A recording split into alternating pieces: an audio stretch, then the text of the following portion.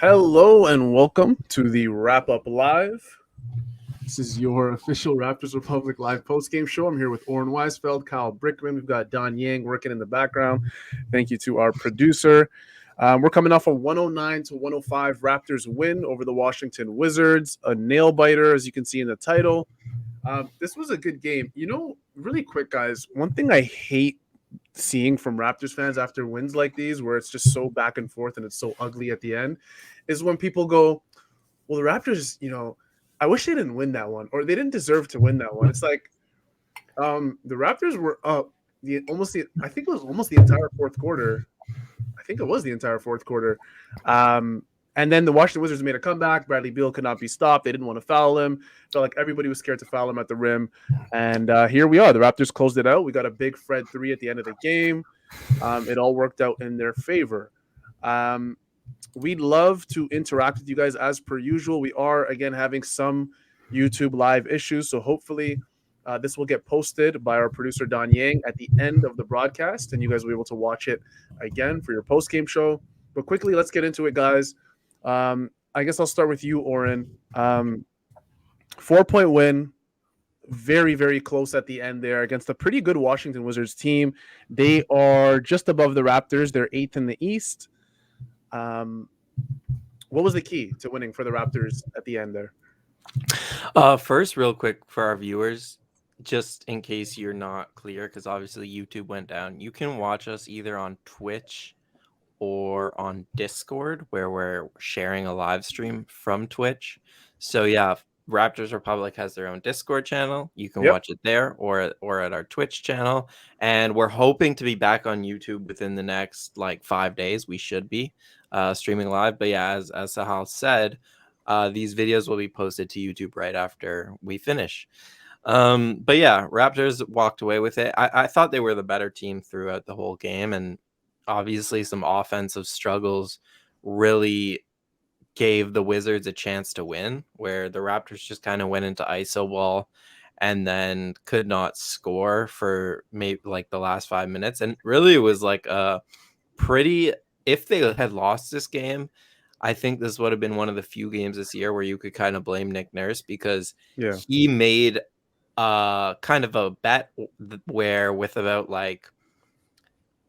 pretty much at the start of the fourth quarter, he had all his starters in, and they were up 10. And I think it was let's put this game away so we could get the garbage time guys in and close it out. And instead, the Wizards made a run, and he had a decision to make. I guess I have to play my starters now for a really long stretch. And that was definitely a bold call that he had to kind of roll with, and they were kind of getting tired as it went on. Yeah. But yeah, just a couple clutch plays from OG. Had obviously that big offensive rebound. I thought Nurse had a really good play out of the timeout to get Fred a 3 against that zone. And then on the other end, Siakam comes up with a really big defensive rebound after that. So, I mean, those were the kind of plays that stuck out to me in clutch time. But yeah, interesting game. Yeah. Kyle, did you like the way the game ended there? I mean, not for my heart, not for my health. I'd say I agree that the Raptors probably deserve to win, but this is they were really trying to give it away. And it's interesting, Nurse is the guy who's the quote unquote innovator with all the zone defense. And he without a doubt is, but it's weird to see his Raptors team so flummoxed by this zone defense in the fourth quarter. They couldn't get anything going. They had, I think it was from 5 minutes, 30 seconds to within the last minute without making a field goal against the zone.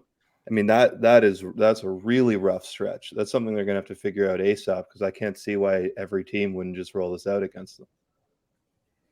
Yeah, I think what I was probably most interested in was right after that timeout, how Nick Nurse was going to break that zone. So KCP was up top with Bradley Beal, and I was wondering, okay, who are you going to attack? Are you going to sit someone down, maybe Scotty Barnes or maybe Pascal Siakam in the free throw line? Just try the classic kind of solution to busting a 2-3 zone play. They just opted for a simple screen on KCP's side. And I guess Nick Nurse just said, Fred, if you have it, you have it. If the corner guy steps up and doubles you, give that away. If he doesn't and KCP kind of gets stuck on that screen, it's all up to you. it wasn't like a huge, like when I look back on it, I had to watch it again. I really rewinded the play, and I was like, this isn't really your classic zone busting play, but I mean, it worked. Fred has become that type of guy now where he doesn't really need that much space to just get open a shot. And now that off the screen coming downhill 3-point shot that Fred seems to shoot 2 or 3 per quarter now, I'm okay with it. Like, it's become a high percentage shot for Fred VanVleet. Oren, were you kind of surprised with that play, or was it just like, Fred, if you have it, you have it, and if you don't, give it up? No, I thought it was a good play. I thought Jack was great on the broadcast, and I really enjoyed Jack at one It's point. nice to have Jack back. That guy is a hero. Like, when he retires, it's gonna be a really sad day. It really is, and I think people who aren't Raptors fans don't understand that, because like you have to kind of be around with him like game to game to understand his personality. But like his drinking jokes are my favorite. Like today, he was like, "That doesn't make me a bad guy to have a few beers and some pretzels." He's like, "It doesn't mean I'm a bad guy." Jack is that one guy I feel like the only thing he's better at than commentating is probably just you sitting in the same living room as him.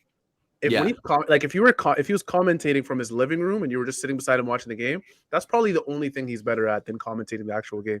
That type of talk just engages people. I love it. I love having Jack on. I love it.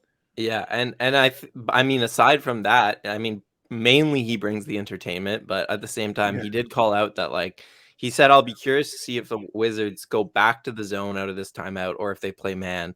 And it was very clear that they went to the zone, and then they kind of ran like a distraction play, and then Pascal kind of comes off like the pin down, and he sets the screen, I think, for Fred, and Fred hits it, and that's a good shot. Like, there are multiple ways to break a zone, and yes, the guy flashing to the free throw line is probably the most typical one, but when you have Fred VanVleet, I totally trust him to make an open three against, in a situation like that. There's no one to defend whoever, the screen comes, there's no one there, and I trust Fred to make that shot, and it put the game away. I thought it was a really good play. I thought it was a good play call. And like the Raptors fortunately executed down the final minute stretch, because if they didn't, we would be here talking about what happened in the previous 4 minutes leading up to that, which was really, really ugly ISO basketball primarily. That's what I was going to say. Like, it doesn't instill confidence that the only time they're able to draw something up or whatever, figure out how to beat the zone is like right after a timeout. And otherwise, they're basically perimeter isoing like into 2 guys for 5 minutes. That was really rough to watch. It was like very difficult basketball to watch for a long time. Yeah. Can we quickly go back to that play, Don? I just want to point out some things on that last play. If you can see, everyone's almost positioned offensively in a perfect way to beat the zone. So Montrezl Harrell's obviously the middleman, but he has to come up a little bit to watch Pascal Siakam on the screen. And you see at the top, I want to say the top left, Scotty Barnes starts at the top left, then he almost switches spots with OG Anunoby, and they drag in Abdi, who is the corner guy, supposed to be the corner guy. They drag him in. And remember, OG just before this had a key offensive rebound, right? That he gathered and that he scored. Honestly, that might have been the play of the game in terms of just overall significance. It was between this play that we're watching and that by OG Anunoby, just sheer willpower on that rebound. But they drag the guys in, and then Fred just has a wide open shot. Precious screens on KCP's left side, and Fred just, I mean, that couldn't be if Fred missed that shot and the Wizards, let's say hypothetically, went on to win the game, I would be okay. Like, I wouldn't be mad at this. This is the type of shot, this is exactly the type of shot I think that you want to get if you're the Toronto Raptors. This also could have went to Gary Trent Jr. I wasn't even really focused on him at the bottom of the screen. He kind of quickly just sets the screen and just runs off to the elbow. I'd be okay with that as well. But this is as good as a shot as you're going to get for the Raptors. This is really as good as it's going to get. Yeah, and I was going to say, like, Nurse talks a lot about how the 2019 championship team, like, they had defenders who could adjust to any situation at any time and could make adjustments on the fly. This is a good example of, like, Washington's running these zones without defenders that can't make adjustments on the fly. Like, okay, Harrell, you're supposed to be at the nail. That's your job. But that's Fred VanVleet. That guy's like one of the best shooters in the entire league. You have to get to the level and contest that shot. And Like the reason the Raptors zones worked in that championship season because they had guys who just like audible and forgo a defensive assignment to make the actual right defensive play. Yeah.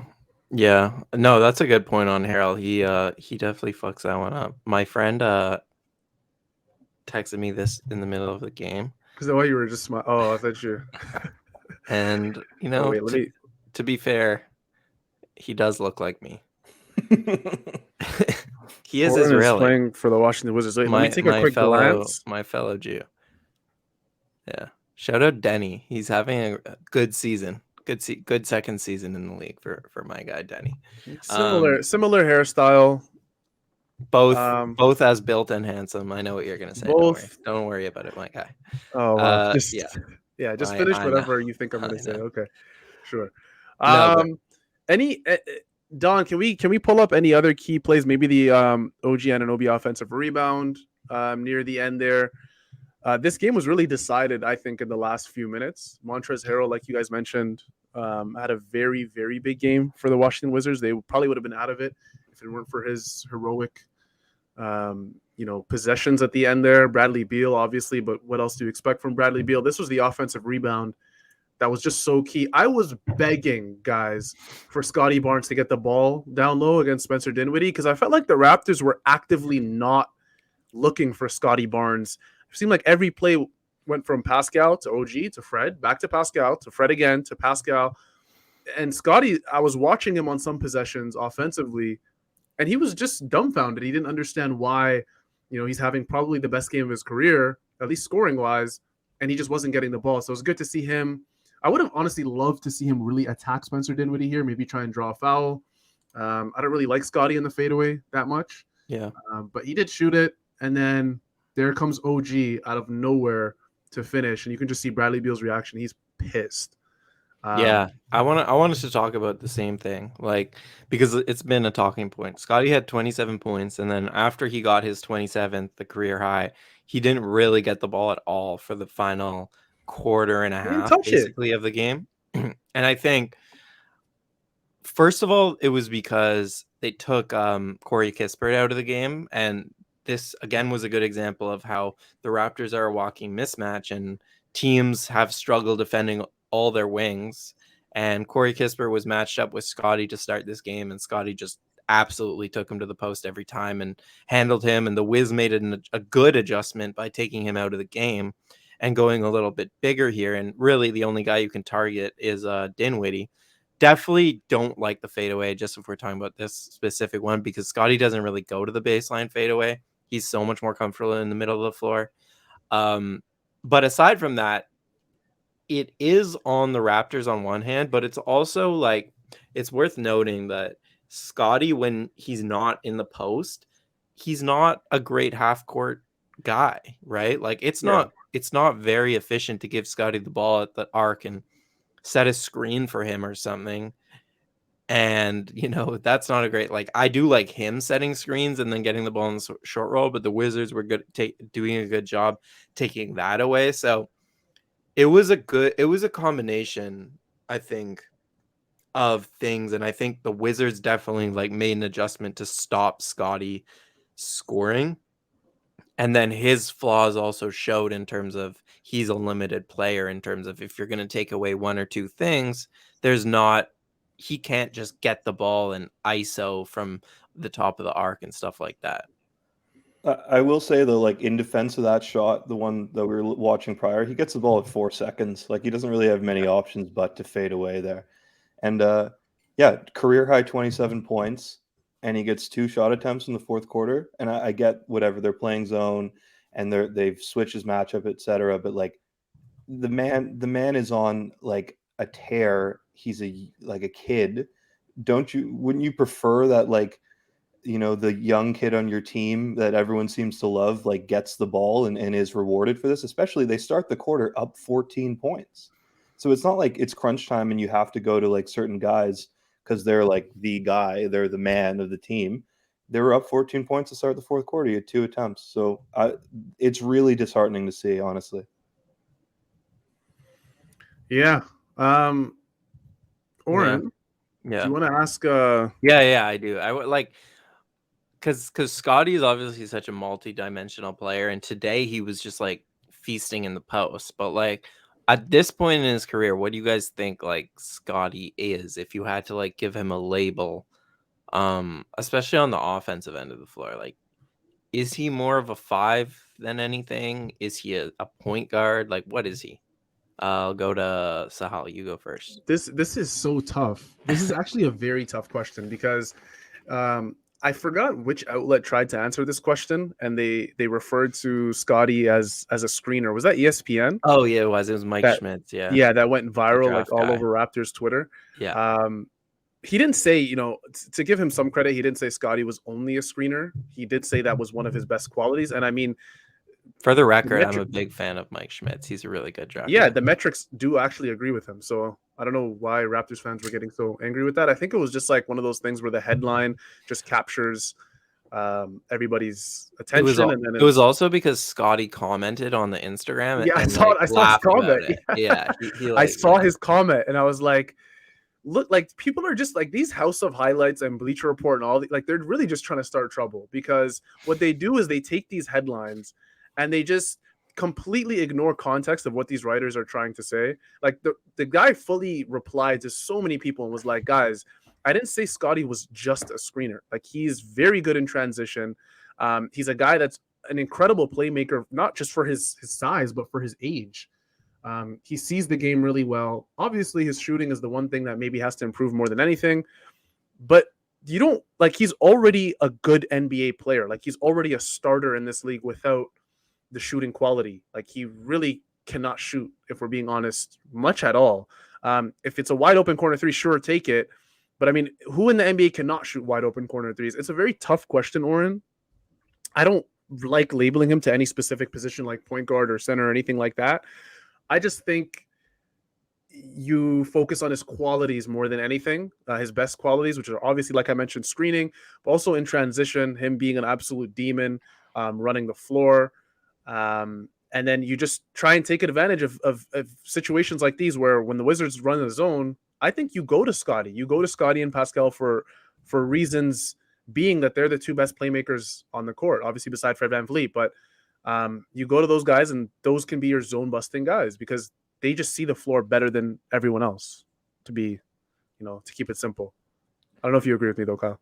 No, I'll say just to touch on the ESPN article thing, like they also had Josh Giddey as like the rebounder or something. Like it was just meant to be like which rookie is excelling at X skill. Like Josh Giddey is not the best rebounding rookie.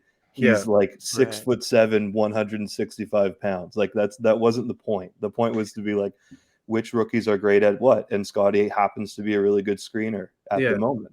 Right. The thing people have to quickly before you go on, Kyle, the thing people have to understand about ESPN is like they have very good writers, obviously, very talented people working there. The reflection that people take the writing there and they go, okay, well, ESPN's just like only looking for it's ESPN. Like they're going to try and look for headlines. Like this is how they stay relevant. This is how the Ringer, this is how all these people stay relevant. That doesn't mean that they don't have, those aren't mutually exclusive things. Mike Schmidt's very talented. I've read a lot of his stuff. I was going to jump in and say Mike Schmitz might not even be the guy who labeled right, because writers don't make headlines typically. So it's usually the editors. So let's bring some pitchforks to the editor's house. No, don't. Yeah, we can go a step further too. Like they have great writers, and they also happen to have a great social media team, which that might be the problem. There might be the social media team might be way too good at pushing headlines and getting people like, okay, like go ahead, bro, get your engagement, but like Josh Giddey isn't the best rebounder in this class, and Scotty isn't just a screener, whatever. I think Scotty's basically a point forward and excels as a post scorer, like against mismatches at this stage. Like I'm with you in that. He's not an isolation creator in the perimeter. I don't want to see him like the ball top of the key and just let him go to work. Not yet, at least. But you're right, Saul. Like when they're going to zone this aggressively, and a pretty obvious and well-known strategy of like zone busting is like get some sort of deep post position, get the ball in to the middle of the zone, the teeth of the zone, and like move it from there. And you have a guy like Scotty who all night he's a career high doing basically that against man. Like you got to go to him. You just have to. I have a question really quick before we get to film. Fred VanVleet, as we all know, has been on a tear in the last month or so. But if you take these last 5 games, guys, against the Wizards, the Mavericks, the Miami Heat, the Milwaukee Bucks, and the Detroit Pistons, we're seeing Fred go ice cold on the court. Like, I'm talking, if we want to go straight, just field goal percentage, just raw stats, 35% from the field against Washington, Dallas, 20% from the field. And these are all high volume games. Miami Heat, 41%, Milwaukee, 35% from the field, and Detroit, 28% from the field. Granted, he has had 12 assists, 4, 7, and 10, respectively, going back in time, obviously, Wizards, Mavericks, Heat, Bucks, Pistons. And his numbers, he scored roughly 20 points per game in those 5 games. But are the percentages starting to worry you guys with Fred VanVleet? Have maybe defenses figured him out a little bit? Is it just your typical scoring slump? What do you guys think it is? Oren, I'll ask you. Yeah, I think me and Kyle talked about this last game. I think it's a combination of 2 things. And one is that I think he has hit a bit of an on-ball slump, which just, I mean, for the first time in his career, he's at the top of a scouting report, him and Pascal. So I think that's definitely, like, the fact that he's getting so much attention in the pick and roll and stuff is definitely playing into this. And then the other thing is, even though I'm really never the guy to say this, like, I always trust, like, the sports scientists on the Raptors and everything, but I think fatigue is playing into this for sure. Like, this is the last game of the road trip, and it's been a long one. And as we all know, this was a fake 9-man rotation, as people have brought up tonight. Like, this was not a real 9-man rotation. Once again, it was really 7. And I think Fred's getting tired, more than anything. And yeah, like, his workload is pretty insane right now, and that combined with the fact that he's kind of just learning to be at the top of the scouting report, I think those 2 things are combining to slow him down a little bit. Kyle, does the recent shooting worry you a little bit about Fred, or are you with Oren? He just doesn't have the legs. It's kind of obvious. I will say, like, if you just take a look at the box score, I think the shooting distribution in general worries me. Like, Fred's taken 17 shots. I mean, Pascal had a good night. I won't get on him, but, like, Gary Trent's taking 12 shots. Boucher has, is 4 for 7, 2 of 3 from 3. Like, let the man shoot more. Let Scotty shoot more. I don't understand what the shot distribution is. Like, Fred's taking 17 shots and he's been off for 3 games. And like, it's funny because Raptors fans are so sensitive about him getting into the All-Star game, which he 100% deserves. But if there's one man in the NBA who just deserves, like, or rather needs to just be on, like, a beach in Cabo for a week instead of playing more basketball, it's Fred. Like, I kind of almost want Fred to just, like, not make the team so he can just, like, relax, like, stop playing basketball for just one weekend. The guy's been in the playoffs like every single year. He's been on a finals run. He went through that COVID season that put him in put the entire team in hell. And then now he's back and he's playing 40-ish minutes a game. You guys saw the tweet from Josh Lewenberg from TSN earlier that Don pulled up. He only played 39 minutes tonight, which is nice. It's Yo, NBA players are built different though. Like, I was thinking, like, I would definitely prefer to be in Cabo, but then I was like, these guys definitely muted? Am I the only one not hearing Oren? Oh, no. Am I? No, I hear him. Okay. Yeah, I was thinking, like, I would be, if I was an NBA player, I would not want to go to Cleveland, and I would want to go to Cabo. But, like, I didn't even realize it's in Cleveland. It makes it so much worse. Yeah, it makes so much worse. But, like, obviously they have these goals and expectations, because I was just, before this game, I was listening to Jamal Murray on the All the Smoke podcast, and it was okay, to be honest. It wasn't anything special. It was pretty basic, but I'm a fan of Jamal's. And he said the most insane thing to me, because it's just like, these guys are literally insane. Like, they're like, I don't even know how to explain it, but he was basically like, when I go home back to, like, Canada, I sleep on an air mattress because my brother's there, and I don't want my brother to see that I'm, like, big time or anything. I want my brother to know that I'm like the same. I'm like, yo, recover your ACL and like Yeah. sleep in a queen size bed, sir. Like Yeah. you make $150 million contract for a reason, but it's just like insane to me sometimes when I hear stuff like that. And yeah, listen to the podcast if you want to Jamal Murray content. Oh man, I miss Jamal Murray so much. So much. He makes the NBA so much more fun. Don, is it okay? I think it's time For we sure. get into film. Can we Yeah, let's pull do it. up the first the Oh, yeah, for first sure. clip because we still got to do Taxman, right? Yeah. Thank you to everyone watching, by the way. We have some more and more live viewers, the more people that realize that we are not currently on YouTube live anymore. Well, we will be soon, but we appreciate all the Twitch viewers for joining us. We really do. And we're seeing a lot of, let me see, wait. Okay, so this is yeah, we can pause it. All right. Well, basically, like Scotty, I hate to actually do this now because keep in mind when I get film, it's earlier in the game, and this was before Scotty went off. But defensively, it's important to remember he got pulled 2 minutes into this game, right? And that was because his defensive breakdowns, and they kind of continued, especially in the first half. And right here, like you just can't leave the strong side corner open, and I guess there's no communication, whatever the case is. You can blame him. You can blame whoever's man is originally KCP, I think. Yeah, OG. Whatever the communication is, it's ultimately Scotty's job to cover the strong side corner, and he's just not there. He's in no man's land. And I think the Raptors are in a zone here, but it doesn't matter. You can't let the strong side corner be that open. So this is just one of the many examples in the first half where Scotty really was slacking defensively. But I really don't want to harp on that, so we can move on unless you guys have anything to say. No, just a classic case of ball watching from Scotty. He rebounded with a great performance, so I'm okay with it. Yeah, offensively he was great, but definitely a lot of ball watching going on for him. Yeah, I'm okay with that. Let's get to the next play. We've got an entry pass from Siakam to OG. He makes like 2 or 3 of those passes every game. Yeah. And he doesn't get enough credit for it. And shout out to Chris Boucher, who kind of like waited in no man's land right there and then just quickly just darted inside. Yeah, it's a good cut, and it's a really good find between two bodies.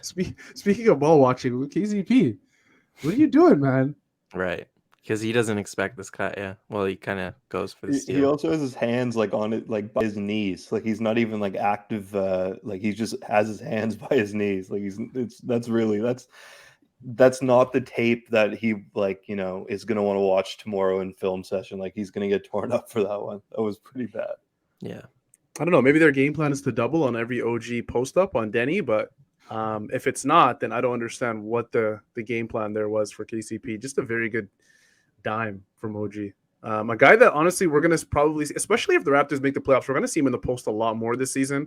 And I love seeing him and Scotty in the post because this Raptors team, especially the top 6 guys, are very adept at cutting to the basket. So I love that classic dump down from OG to Chris Boucher. I was about to say dump off. What is the next one? Go. Next. Oh yeah, this is Just shoot it, Fred. Just shoot it. So OG with the Spain.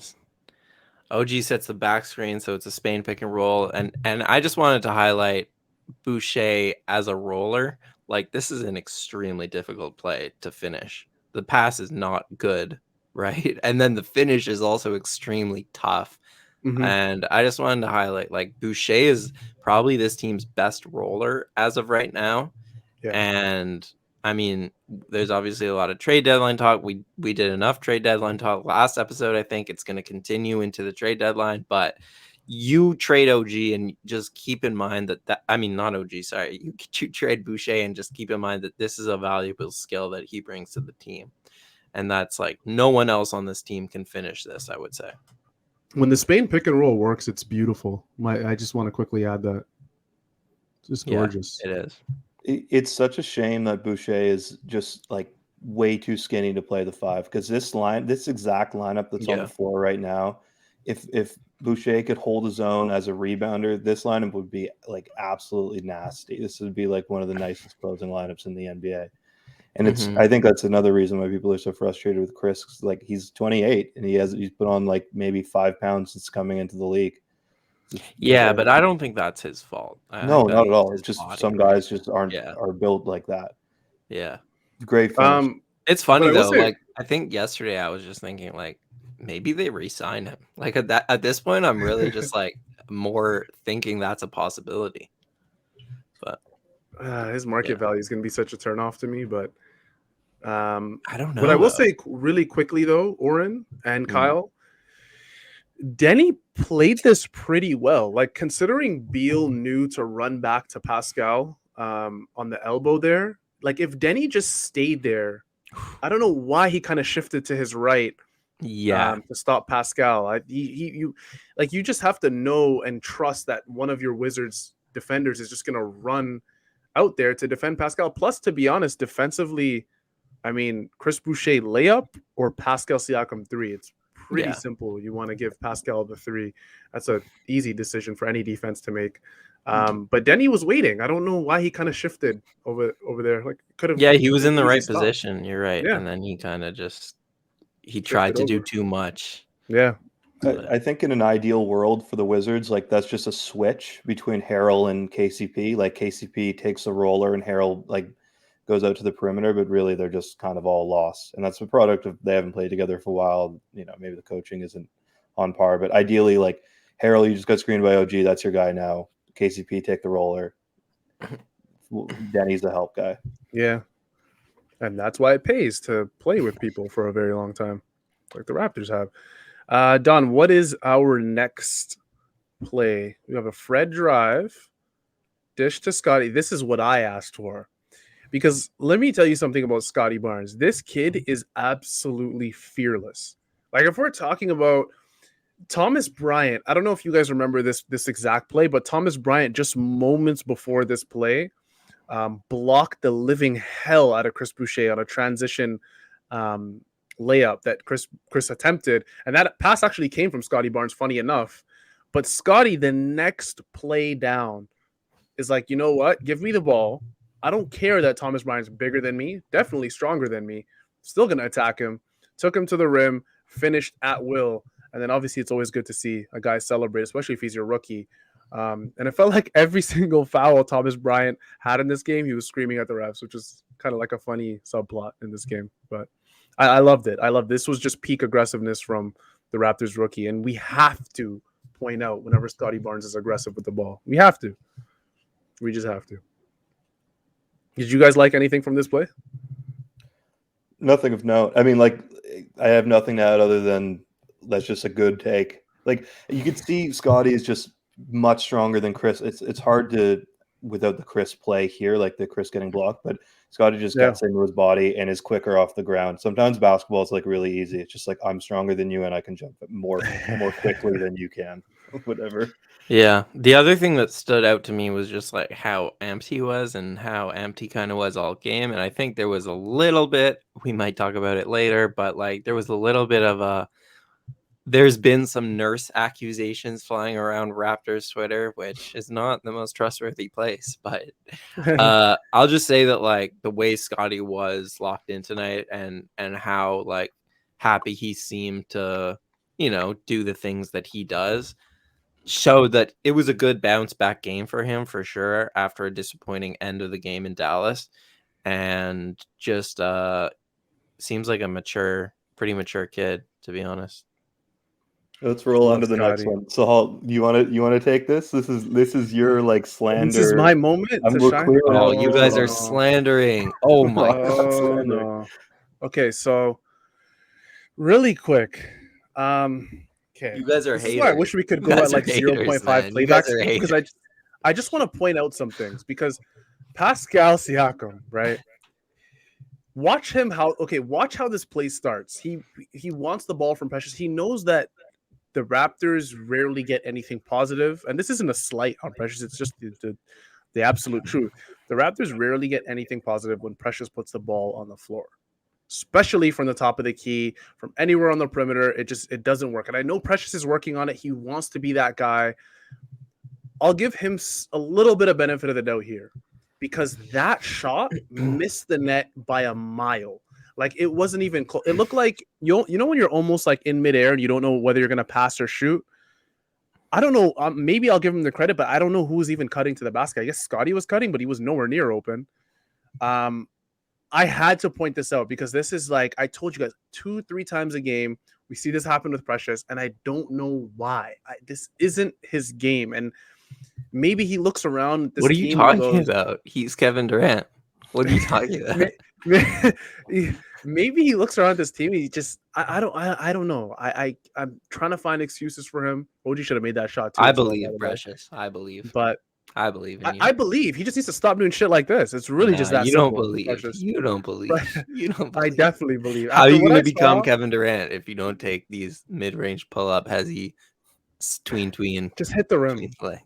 Yeah, Hit the rim, Precious. I will say, like, I asked for this highlighted for a different reason. I just love the save by Scotty. I thought it was like, you can see he's standing right next to Beal. It's the perfect microcosm of like what being young in the NBA like does for someone, being hungry does for someone. Like, Beal's just standing there, and if we're being honest, like, Bradley Beal has showed up and got his like 25-30 for like 6 straight years, hasn't won anything, had made a couple All-Star games, etc. And he's just like, he doesn't even try to put a body on. And to be fair, the shot is way off from Achua, so maybe he was expecting a rebound that's not there. But Scotty just not even close. Kyle, it wasn't even close to being close. Like, we're not talking like, come on, bro. We won. We're not talking like a typical Oren pull-up at the Raptors Republic tournament. Like, we're talking where you just missed the rim. This is like, this is complete. I'll say this. I also believe in Precious, but I kind of see where you're coming from in that, like, I don't know what could be going through a man's mind to look at this locker room and be like, yeah, I'm the man here. I'm taking I mean, to be fair to Precious, guys, he had 5 shots tonight, at least on the team. So it wasn't like this was a common occurrence. Precious just has this thing where he doesn't only 5, and this was one of them. And he was plus 11. But Precious just has a thing where if he doesn't shoot for a while, he does do silly things like this. Yeah, he gets a head rush. Yeah, he needs to be involved, and that's definitely a bad quality for like important playoff basketball. But it's also like, let's maybe run a couple more plays for him, like screen and rolls, because he didn't shoot. He shot 5 times today. He needs it. Why can't he just accept the Kenneth Faried role? Why? Yeah, exactly. Because he's Kevin Durant. I just told you he could be Kevin Durant. There's a 0.001 chance he will become Kevin Durant. Like, that's why we're talking about like Scotty's shots, like, and Chris's shots. Like, there are already so many mouths to feed. The one thing the Raptors need is a guy who's just like, he's well fed. He's not hungry for shots. That's the one thing the Raptors need on the floor, just like grab rebounds. And I get that he's young, but it is a really bad quality to be like, I'm like holding our offense hostage unless I get a couple looks. All like, it's toxic, but hey, we all have toxic tendencies, right? I know you guys do. You guys are some dogs. No, I'm perfect. So I'm perfect too. Shout out to Maya. I know, Maya, you're watching. Hello. Shout out to our other producer, who I don't know if he's still here, but Chris. We saw you in the comments earlier. We appreciate you. Look at him supporting when he's not even working. Thanks, man. Appreciate you. Is that our last one, Don? Do we have one more? I think that's our last one. We can just honestly watch this on replay for like the next 30 minutes. If guys. No? OG also missed the shot. Let's get into Taxman, and we can do some questions, but you guys have to ask questions. It's more tough on Twitch than it is on YouTube. I get it. Like, I would also not really want to make an account on Twitch to ask questions. It's fine to be in here watching, but like, if you want to ask a question, you got to make the account. So go ahead and make the account. It's really that simple. And we'll get to your questions. Let's get into Taxman really quick, Don, if you don't mind. And it's pretty clear today. Scotty Barnes has to be our Taxman of the night. He is our player of the game. Scotty Barnes, man, what a game. I mean, first kind of started off a little rocky. Oren mentioned it. Got subbed out. came back in offensively. He looked fantastic. This was one of my favorite plays of the game, him just taking Thomas Bryant right in. And that is your Can-Am tax man of the night. And Can-Am CPA, as per usual, they are always here to support us. They are a full-service small business accounting and tax firm with an experienced and friendly staff that can help you and your family navigate through your taxes easily all throughout tax season. Can-Am also provides personal tax preparation and can recover the refunds that you're entitled to. So don't leave your money on the table. If you have questions about your personal taxes, reach out to Can-Am. They'd be glad to help the Raptors community and the wrap-up community. Check out their Google reviews and visit them at Can-Am at www.canamtax.com. That's www.canamtax.com. See, I knew I'd get something out of Oren. That's the only reason I did it. I appreciate you trying to sing. That was nice of you, man. You like that? Yeah. It's getting better and better. It's getting really good. You're the top. You're taking it to the top soon. I am. I want to shout out, though. I agree, though, that Scotty was the Can-Am Taxman of the night. But I want to shout out JTJ, who came in very cold after not playing for a while and shot 3 of 7 from 3, which I kind of just did not expect, to be honest with you. Just because, you know, he's had a lot of kind of in and outs this season, and most of the time he came back, his first game would be a little rough. But yeah, he shot 3 of 7, which is exactly what they needed from him, just to provide a little scoring plug. He was clearly on a minutes restriction, played 29 minutes, but that was a good sign for him to come in and shoot the ball so well, and play some defense. But I think it's just gonna keep going uphill from here. So shout out to JTJ. That block they're showing here, his arm goes back so far on that block. It was like killing me. I was watching it at home dying laughing because his arm was like all the way behind his head. I don't know why it's so far back. Those ones that you attempt on like your nephew during Christmas like on the Fisher Price net. He's just trying to shoot on the brand new net and you're just behind him and he has no you just disrespect him. Boys, I gotta run, but finish the show out. You're doing all right, Oren. Do it Take out. Care. All We right. appreciate you. You said 30 minutes, you stayed 40. Appreciate you, man. Later. Take care. Kyle, really quick, this Washington Wizards team is probably a team that the Raptors are going to have to go up against all the way through into the playoff hunt. Like I said, they're just above the Raptors. I don't know if the standings have been updated yet, but as far as I know, they were the 8th seed prior to this game. The Raptors were the 10th seed. I know they currently have, I think, one more win than the Raptors, but they also have one more loss. They're standing at 23-22, I believe, the Washington Wizards. Let's quickly do a fact check. I'm on the NFL, bro. I tried. I'm in a whole different league. You gotta. I believe they're 23-23. So the Raptors are now 8th in the East. Thank you to Phoenix for pointing that out. But guess what? I got that before you. So no thanks. No, I'm joking. I'm not going to do that to you, Phoenix. The Raptors are 8th in the East, but this is going to be a dogfight. And this is a team that I think you have to get this win simply because the Raptors are so close to them in the standings. It's tough to say, honestly, who's going to end up on top in terms of the Wizards and Raptors. And honestly, it might be between these two teams and who gets the last spot in the playoffs. I mean, regardless, you're probably going to be facing the Bulls, the Heat, the Bucks, maybe even the Nets. I'm expecting the Nets to maybe drop off in the standings a little more with KD out for 4 to 6 weeks. But, Don, if you don't mind, can we bring up the standings really quick? I want to get a clearer picture of what the Raptors are looking at. Because the real, I think an achievable, it's a lofty goal, but an achievable lofty goal for the Raptors is they finally have guys back and they make a real push for that 6th seed. Because the 6th seed is like the new 8th seed. That's like you're making the playoffs, you're out of the play-in zone, you're solidly a playoff team regardless of how the play-in goes. And currently they are 3 games out. Now they're behind. They trail the 76ers by 2 games in the loss column, 4 games in the win column. I mean, I think at this point with the Raps, you kind of have to go based on losses just because of the COVID situation, etc. So that 6 there, Philadelphia, that is the end goal. It's not reasonable to be in that 5-4-3 type of range, but I could see this team making a push for 6. Yeah. Really, really quick, Kyle, before we end things off, you have the Brooklyn Nets, the Bulls, the Heat, and the Bucks. That top 4 is scary. I'm going to be totally honest with you, man. It doesn't look good for the Raptors no matter where they place in the playoffs. What team are you probably looking forward to facing the most, and who do you think the Raptors have the best chance against? And obviously the opposite, who do you think the Raptors stand absolutely no chance against?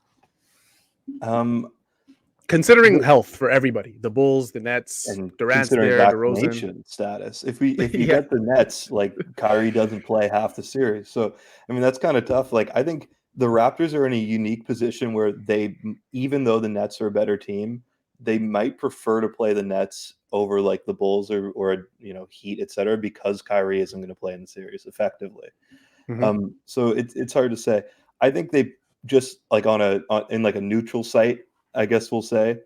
I am terrified of the Nets. I said this the other day and I got a lot of backlash for it. And like, I am standing by it. I think Kevin Durant's the best player in the NBA. I know Jokic is like owning the on-off metrics, et cetera. And like, he's incredible to watch. He's fun. But KD last spring was playing entire games and putting up like 40-point triple That doubles. series he had against the Bucks was one that of guy the scares best me more than anyone else in the entire league. in the league. Yeah, that was some of the best singular performances I think I've seen genuinely since LeBron's 2016 Warriors onslaught when they were down 3-1.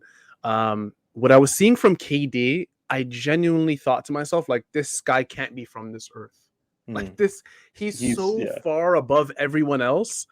And to be fair, I do still think Giannis is the best player in the world, but I'm okay with people saying KD. Like, it really goes either way. I think at this point is preference. Like, it's tough to say it definitively either way.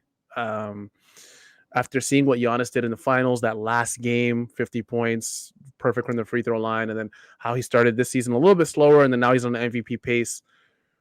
I'm okay with it either way. I personally want to avoid the Nets at all costs. The star power is something that I think the Raptors will have trouble with.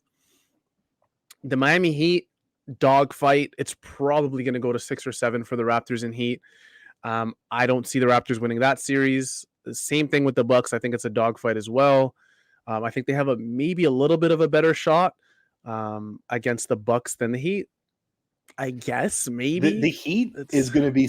I guarantee you, if the Raptors play the Heat in series, Kyle Lowry is saying something that's like going to break Raptors fans' hearts. It's going to be tough emotionally. Like there's going to be at least a couple moments where it was like, "Does he even want us?" type thing, and that's just something like that's going to be more difficult than like I would rather get swept than hear some of that type of like that same as me back to Toronto type stuff. So I think the Bulls are actually a decent matchup for the Raptors. Like I'm in going a the same way. Context, they're a good defensive team, and I actually think you can really score on the Bulls. I don't apart from Lonzo, I'm just not a believer that you can play a big like Vucevic, so that like they basically have no defenders apart from Lonzo.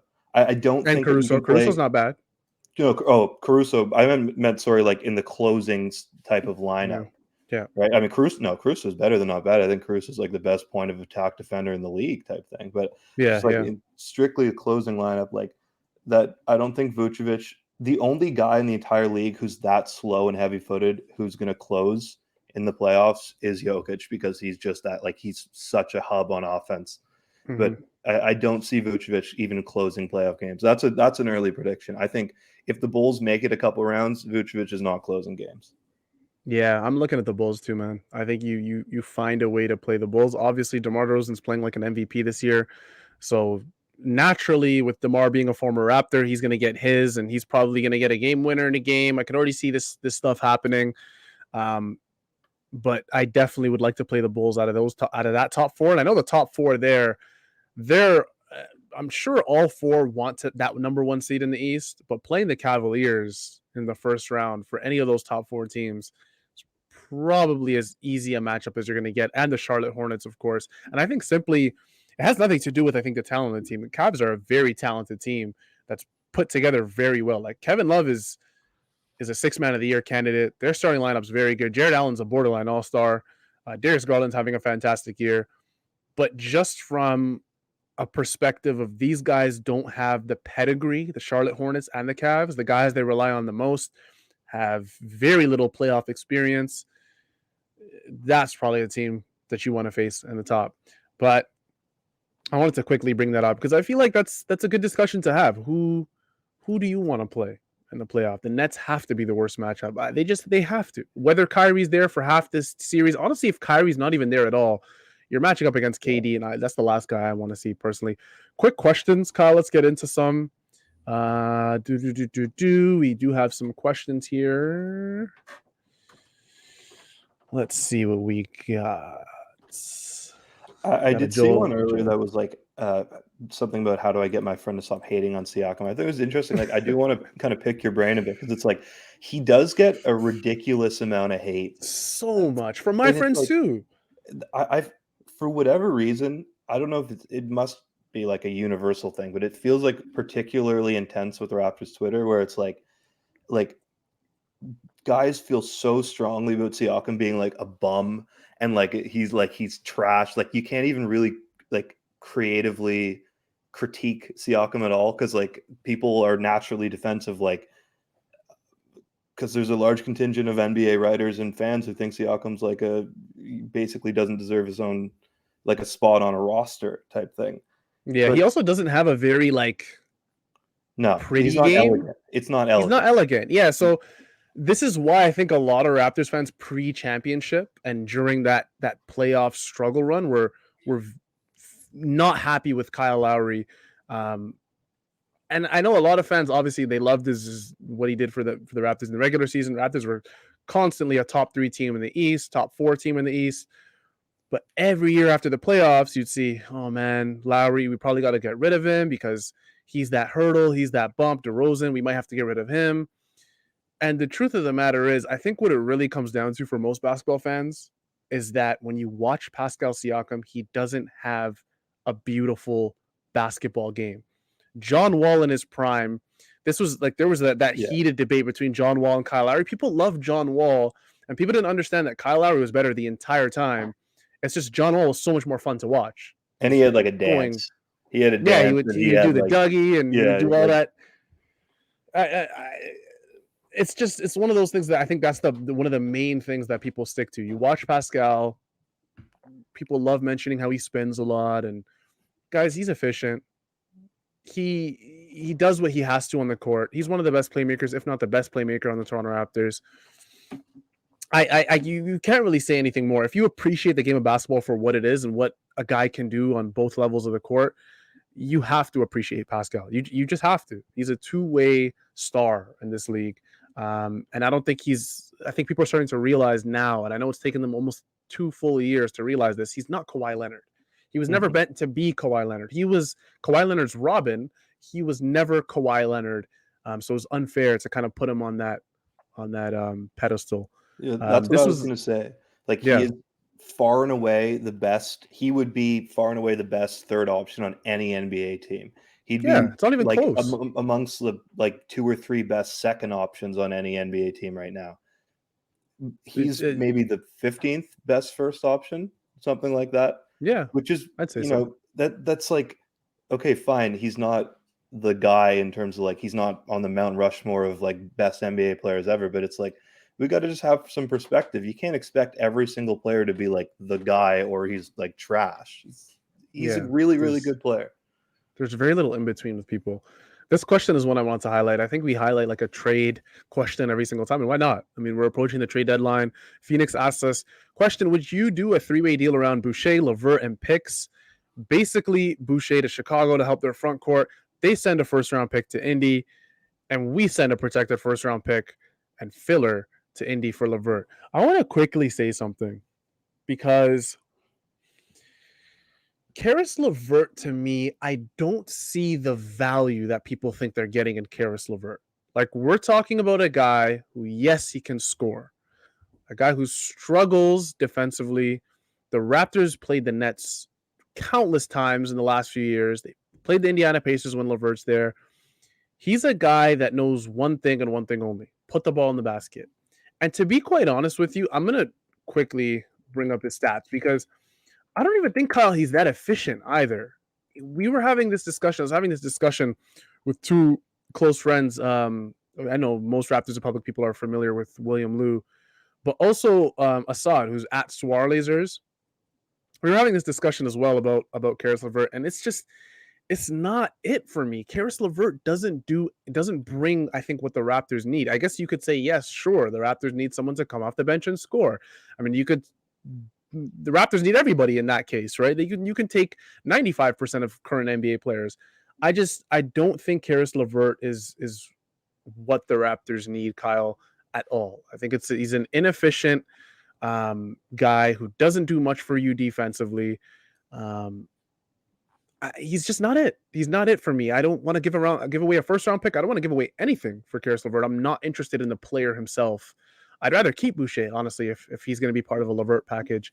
I'm just not a fan. I know a lot of people. This is what I'm talking about, Kyle, when I say people love these scores that are so much fun to watch and so elegant and pleasing, and they have all these moves to the basket, and I just don't think LeVert is that great. I don't. No. Well, we were talking about like too many mouths to feed, and I will say, like, you might be kind of underrating LeVert. Like, he's a pretty efficient scorer on like a pretty high volume, whatever. But like, doesn't shoot the three well though, man. Career 32. The other thing is, like, there aren't enough shots in the distribution right now for like the most promising rookie in the NBA when he's on like a career night, and we think we're going to bring in LeVert. That's what I'm saying, Kyle. Do you like? Okay, let's bring in a ball stopper. It's like, wait, you guys were just asking for Scotty to get more touches and OG to get more touches and all these guys to get more touches. You guys want to bring in a ball stopper, and mind you, Karis LeVert, to be quite honest, within the perimeter, sure. Outside of the perimeter, the guy's a 32% career 3-point shooter. 32%. The league average is 36. 32% is not good. Let's be honest. Like, that's not good at all. Averaging 18 points per game on 45% shooting, sure. Is he playing really well in this last week or so? Sure, absolutely. I don't see the love that people have for Karis LeVert. I just think he's a good scorer and not much else. I don't think he's what the Raptors need. I think if anything, you try and get a guard or a big that we've been talking about for so long. We were talking about Nickeil Alexander-Walker. I mean, his value's low right now with the Pelicans. He's not having a great season. He's not shooting the ball well.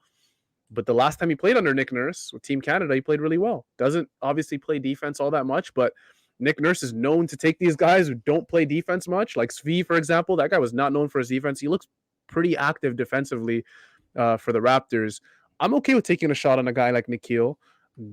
Gary Trent, too. Gary Trent was not a defender. He was not a defender at all. Was, you know, what was funny? Portland fans thought he was a defender because he was one of those guys that would be super active around the perimeter, but they didn't realize he was getting blown past every single possession.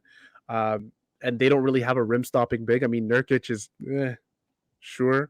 Svi, I think when I say guys, when I said that, I didn't mean Nick Nurse made him a good defender. I said within the system, Nick Nurse took his qualities, which he was an absolutely horrific defender before he arrived, and he didn't really stick out when Nick. The main reason Svi's not getting, I think, minutes is because he's not getting buckets. He can't shoot. He can't shoot. He's a shooter that can't shoot.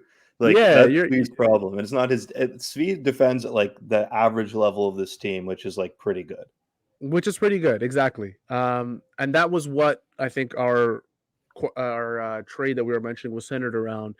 Matt asked Flynn for Nickeil Alexander-Walker. That's essentially what we were talking about. I don't think they would. I think we'd have to attach something to it, maybe a first-round pick, protected, something. But I think this is the time where maybe you try and get a Nickeil Alexander-Walker simply because he's not having a good season for the Pelicans this year.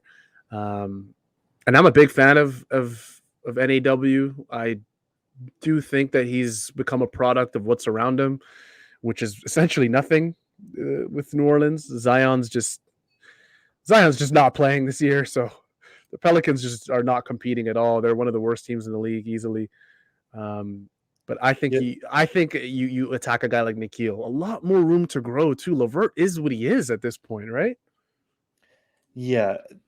The problem with most of these trades that people are coming up with is like what the Raptors have to offer are basically players that are really valuable to contenders. Like Boucher, why would the Pacers want Boucher when they're trying to blow it up. He's on an expiring deal. He's going to a team to help them win this year, to like bolster a winning roster, not necessarily. So you'd have to rope in a third team, and then like, you know, you have to get all the salaries to match. Like it's not that easy. Yeah. You got to find a Which is third team to give. No, I you was gotta going to say find a really third quick. team willing to absorb Chris Boucher, who needs Chris Boucher, who also has like a Exactly. asset for the future, like a first round pick, something like that they can give up. Which is like there are pretty few teams in this league who are like, I mean, let's go down the list of contenders. Like the Warriors aren't moving off from off of a serious piece like a Kuminga or you know, definitely not Wiseman for Boucher. So like the Suns, I don't think are interested in like moving a significant piece for Boucher, nor do they need the help in the front court. Like we can go down through, you know, trust me, I've done it. There are like, you know, maybe 5 teams in the entire league who would have serious use for Chris Boucher, and I'm not sure if they'd give up a serious asset for him. And that's really all we have to offer. No one's taken Malachi. We don't even take Malachi. Like we don't take Malachi. So who's taking him? To give Phoenix a little bit of credit, he did mention that he wanted this to be a 3-team trade, and it's tough. It's always tough. Like obviously Kyle makes a good point. The Pacers, they have absolutely no reason to be interested in a Chris Boucher. Just none at all. They're trying to blow everything up. Everything they're asking for is picks. They want picks. Karis LeVert gone, they want picks. Miles Turner gone, they want picks.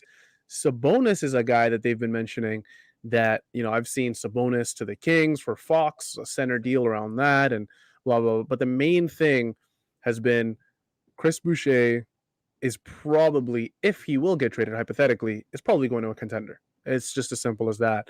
I just can't wait to see if a trade is made, what the Raptors get in return, and will they finally get that 5 that they need, or will they get that, you know, that juice off the bench that they need with a guard, hopefully, because you're not playing Svi, you're not playing Malachi.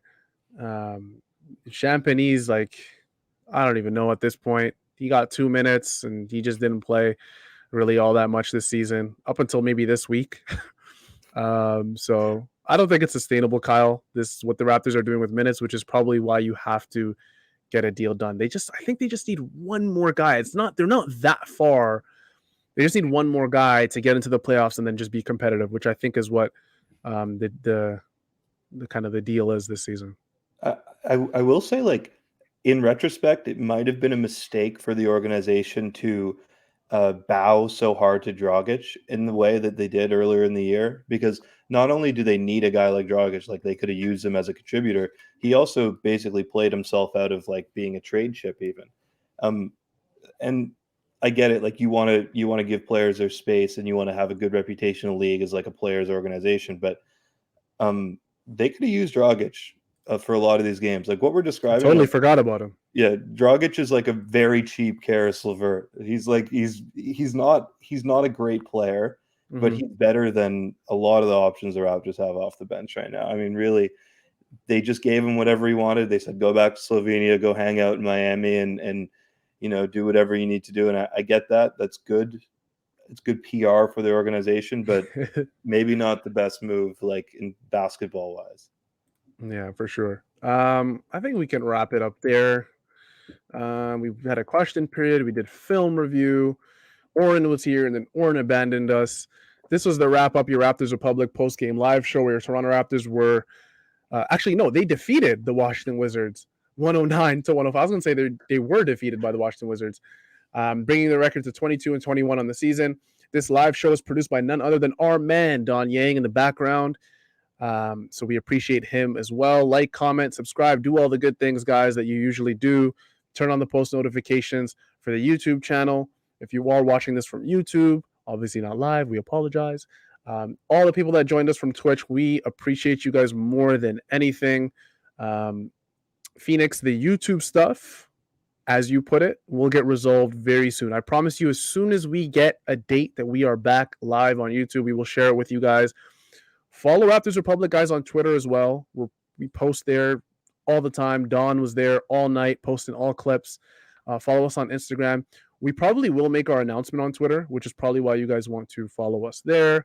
Turn on your notifications for that as well. But that was it for myself. Don Yang behind the scenes, Kyle Brickman, Oren Weisfeld, who's not here to say goodbye to us. We'll see him soon. And the Raptors' next game, guys, let me quickly bring this up, is, let's see what we got. We got the Portland Trail Blazers on Sunday evening, 6 p.m. You got the Charlotte Hornets, the Bulls, and the Heat. So after Portland, it's the Eastern Conference Gauntlet. Kyle, how does that look? Give me 2-2. I think they win the next two, they lose the next two. Yeah, like the I'm two with you. after that, I mean.